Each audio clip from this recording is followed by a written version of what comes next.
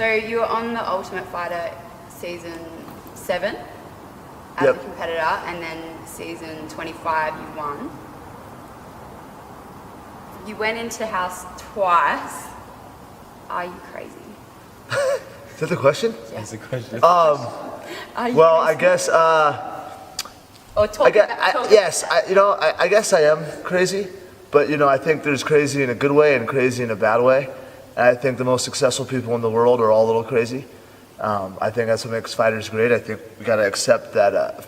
I think that's the whole cool part of this story is messing up and failure. I think that's a part of life, and just I think the best people, most successful people have failed a lot. So, but doing it twice was crazy because you're locked in a house with like 20 dudes and for 6 weeks and just train, eat, sleep, train, eat, sleep. Saying that though, I liked it. I really did good in those situations. Really good in those situations, and but yeah, it was tough doing it the second time. It was, but I knew if I had the second time around, I was going to win it because I kind of knew how to deal with it. But because you've done the whole process before, like that was what was better going in the second time? Yeah, but the whole process is I think that's what makes it hard because you can't call out, you can't see your family, you can't see friends. It does help knowing what you're getting into, but you could ask a lot of people who've done it. You don't want to go back to that house. You do it once and you're done. So doing it a second time, you really gotta know what you're getting yourself into. But I just looked at doing it the second time. I knew I would win it. So to me, it was all worth it. The first season that you were on the Ultimate Fighter, you were coached by Forrest Griffin, and the second by TJ. Do you think that their coaching has influenced your fight style and training? What did they bring? Did they bring different things to the table? Oh, that's a great question. I got real lucky. Both those guys were awesome. It was good I wasn't asked to pick who was better. They're just different. So Forrest was just hardcore. He'd get out there, be drooling and sweating, and just and just train with you like a gorilla. But he would push the pace. He worked out how he told us to, and he would just go with us so hard. He had great quotes like the juice is worth the squeeze. Just a bunch of good stuff. He was a really good coach. Super motivational and funny. And he would show us how hard to work by doing it himself, which is really cool to see. TJ, same thing with TJ, trains really hard too, but very technical. He had some awesome stuff, really awesome stuff. We didn't get a chance to really go over it today, but he had some stuff that really changed me, a little different stuff. He brought a real good coaching staff, and he was a little more technical, I would say. But the second season, I remember the first one, it was always sparring. And the second time, they slowed me down, like, Jesse, just chill, just drill.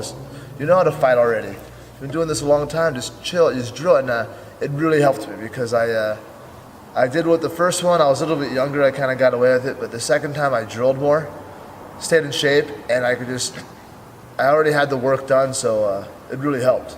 And just by drilling, I was ready to go. And he real technical. And I wrestled in college with TJ too. So we had a real good relationship. How did you first get into MMA? And why did you transition from wrestling to MMA?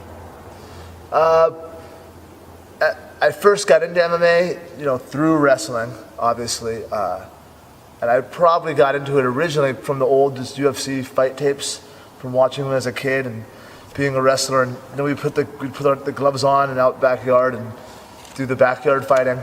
But it just always appealed to me. I always knew it. I loved wrestling, but ever since I watched the old UFC, I knew I was going to go down that path. And then I kind of got into it. I think that was just a matter of time, but I was wrestling, and I was helping Dan Henderson and the Team Quest guys out because wrestling ended, and I was driving back down to San Diego, and they opened Team Quest. So I went there 2 times, and after the second or third time, first off, they'd have me spar. I didn't know anything. They're like, go fight Dan Henderson. I'm like, I'm just a wrestler. Like, so I put these gloves on, just go fight him, 100%. No boxing training, no kickboxing training, no jiu-jitsu training, just a wrestler. So that was the old school way though. We just learned by fighting. We go fight. So I just would go fight, come back with black eyes, but I'd learn some habits. But this Indian guy, native Indian American, he's like, hey, do you want to fight on the reservation? I'm like, yeah, I've been training this in my third training session. And he's like, well, you get $1,000. And I had a son young. So I kind of got into it because I thought it would just be a cool story, like a cool experience, like an adventure. And I did it once, and I'm like, I just fell in love. I had friends there, and the feeling you get, and as you guys know, it's just, there's nothing that can describe, nothing could compare to that, I think. It was like a dream. And I just said, once I did it, I want to do that till I can't do it anymore. So that's kind of how I got into it. You fought at different weights, currently at welterweight, but you've also fought middleweight and light heavyweight. Yeah. Is weight cutting the most important, grueling aspect of MMA? And does your background in wrestling give you an advantage in cutting? I think both those questions are a yes. I think weight cutting is important. So it's like this for welterweight. I think if I do my weight cut right, I'm unstoppable. If I mess up in my weight cut, I'm a totally different fighter. And I don't know, I'm sure fighters have had that. I've definitely had that, especially down at 170s. I got to be pretty strict with my diet to go to welterweight. And yeah, if I have a good weight cut though, like the diet I was saying, I'm great. Right? If I got to cut 20 plus pounds, so that's 10 plus kilos, that gets pretty tough in 24 hours. So yeah, you got to definitely have the diet to a point. But I also cut down because the middleweights are so big, and at welterweights, I'm the much bigger, stronger guy. So if you have a good weight cut and do it right, yeah, it could definitely come into play.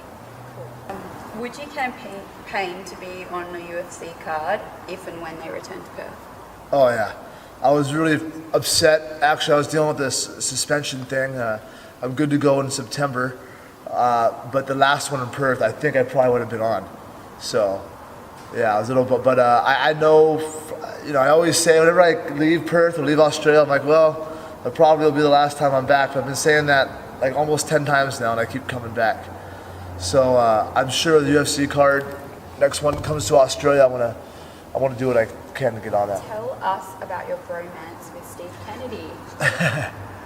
Bromance with Steve Kennedy. Oh boy, I think it's just. So I actually fought Steve back in 2012, which is crazy. Time flies, but yeah, after I fought him, I was doing a seminar at a gym somewhere, and 2 days I look outside and Steve's pulling up to the gym. Everyone comes up to me like, "Oh, Jesse, Steve's here." So at first we thought like it was like trouble. He wanted to come fight again. In a way, he did. But we came and we trained and we ended up having another go. And ever since then, he's always called me, always took me in, always asked where I'm training.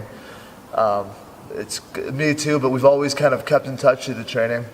So it's kind of it's turned into a little bromance every time we're here. We always got to train together at least a good amount of times. So it's kind of we ended up fighting. That's the cool thing about MMA though. You fight each other, you're gonna kill each other, and now he's one of my best buddies around here. So it's funny how that world works like that. Do you have a funny story that you can tell us? Something that's happened throughout your fight career? Oh yeah, I like the how I became the Panama heavyweight champion of the world. I was on the Panama. I don't even know what the show's called down there. I went down to. It's a long story. My ex took my kids for 6 months to Costa Rica. This is about this is a good story too, because it's making it a bad thing and making it really awesome. So I'm like, okay, well I'm gonna go see my kids in Costa Rica. So I go down to Costa Rica. I stayed there for a couple months. Hang out with my kids. First of all, it's awesome. It's Costa Rica, so it's like surf and weather, and it's paradise. There's a jungle out there, and of course I got to train when I'm out there. But I went down there for my kids. No intention to fight, of course. That's going to come into play. So I'm training. I did a seminar in Costa Rica, and the guy's like, hey, I'm like, is there any fights going on?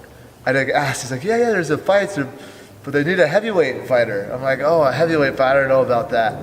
So I did the seminar. They ended up calling me back. They're like, hey, that guy got hurt. Do you want to fight heavyweight? I was like, well, I'm in Costa Rica. I'm on vacation. I'm on holiday. Like, I've been kind of having a good time, kind of chilling out. Doing some seminar training a little bit, but not really. Training 100%. Long story short, I said, yeah, let's do it. So I found this guy in Costa Rica, and he was, I think he got like exported from France. He wasn't allowed. He was definitely illegal, definitely doing something illegal. But he had like a little Muay Thai school like in the jungle of Costa Rica. And I remember he would have us train, and we just did an hour and a half of calisthenics, and then he would just spar me. He didn't want to grapple me, of course. He just sparred me, him and his guys. And then I would spar him. So that's how I got ready.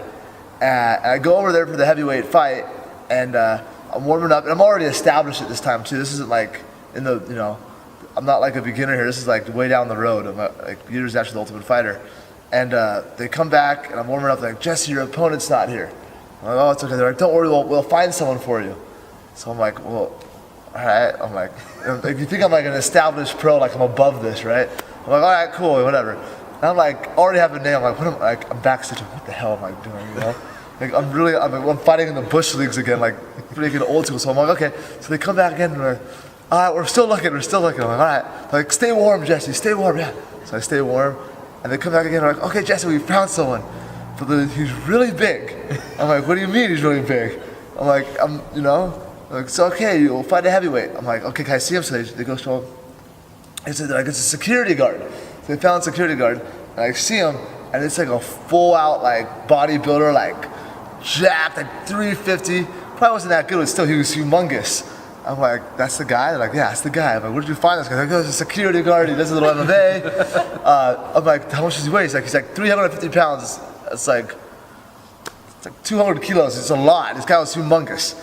I'm like, well, I'm already here. I'm like, well, I guess I'll fight him. So I go out there and fight him, and he's just swinging. Like, one of these punches hit me.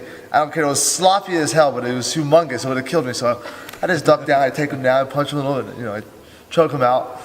But, I choked him out, and it was in Panama, and I win, and the whole crowd starts throwing beer and bottles at me, and it was just really crazy. And they all spoke Spanish, too. This was all in, like, broken English, too. Like, I didn't really understand what was going on.